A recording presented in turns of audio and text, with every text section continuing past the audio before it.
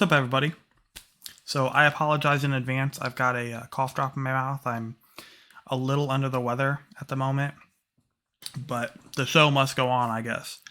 So today we're going to be talking about Midwinter Murder by Agatha Christie. Before I get into that, though, I hope you can appreciate the better video quality I have compared to the last video I put up. The staticky noise should be gone, and I think the color is a little bit better, but you can let me know what you think in the comments below. So Midwinter Murder by Agatha Christie. Agatha Christie, if you aren't aware, and if you're not aware, you've probably been living under a rock.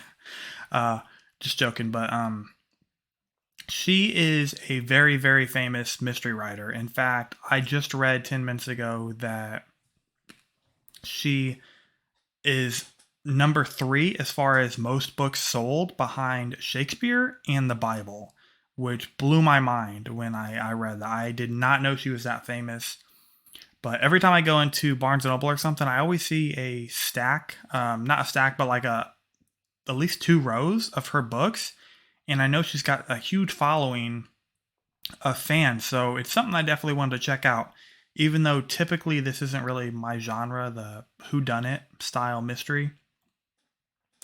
Anyway, so Midwinter Murder is a series of short stories that range from around 10 pages to 80 pages. The longest being Three Blind Mice, the first story.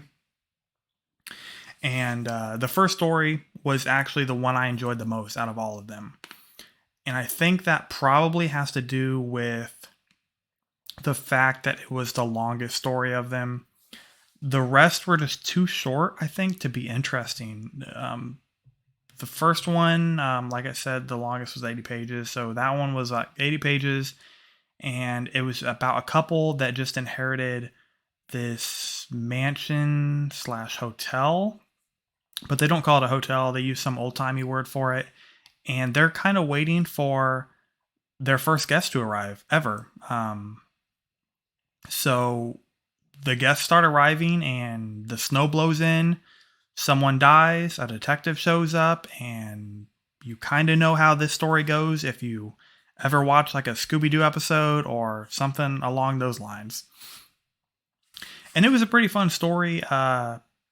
It kind of read like the board game Clue. Like if you made Clue a book, like that's basically kind of how it read. It was pretty interesting, and I enjoyed it. I do recommend that story if you can find it alone. But the rest of them were just pretty boring, uninteresting. One story was called The Chocolate Box, which was basically it revolved around, I think, Hercule Poirot. I think that one was about Hercule Poirot, which is one of her most famous characters. Him along with Miss Marple. And it was basically about him like kind of figuring out that the main clue of this mystery was the chocolate box. And I don't know, I didn't really enjoy that style of story. Like most of the prose was very dry and flat. It didn't flow very well. The last video I made was called was about the book Five Total Strangers, a review of that book. And I said in that video that the story just flew by. 300 pages was gone in no time. Even with the misprint that happened with that book.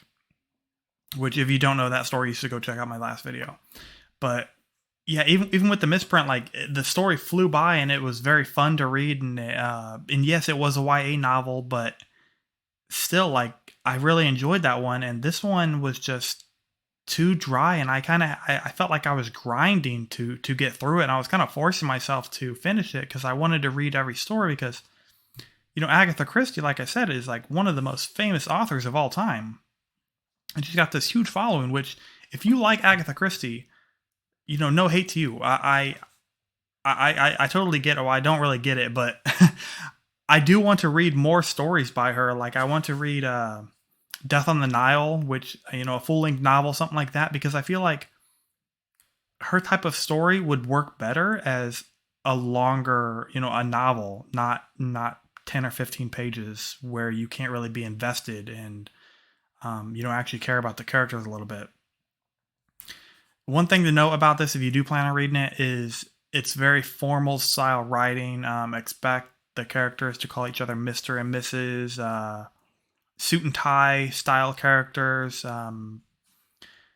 These stories I think were written probably around the 30s and 40s. So that's the kind of characters you can expect. Very high class, people. I mean, they reference servants a lot, stuff like that. So just be aware of that. It's not going to read like a modern novel. If you're thinking it's going to be like a modern whodunit, it's these stories are pretty old. But that's all I got for Agatha Christie and Midwinter Murder. Hopefully I will read another one in the future, but it's probably going to be a little bit before I do that. I need to kind of recoup from being very disappointed in this. If you like the video here, if you like my review and you want to see more reviews, I'm going to do a lot of horror, sci-fi, some fantasy, contemporary, like all style. And in fact, I'm even going to do some nonfiction. So if you want my opinion on that and you value it, or you even care even 2%, then go ahead and subscribe, click the like button, leave a comment, tell me this video is terrible, tell me it's great, tell me, give me your honest thoughts, give me some feedback, give me any advice. Also, if you want to check me out on Twitter, I'm at Chris Digresses on Twitter, and then I also just created an Instagram, which I plan on uploading some book content to that, but it hasn't happened yet, and you can find me there at Chris Digresses into books. So that's all I have for this video. Thanks everyone for watching, and see you next time.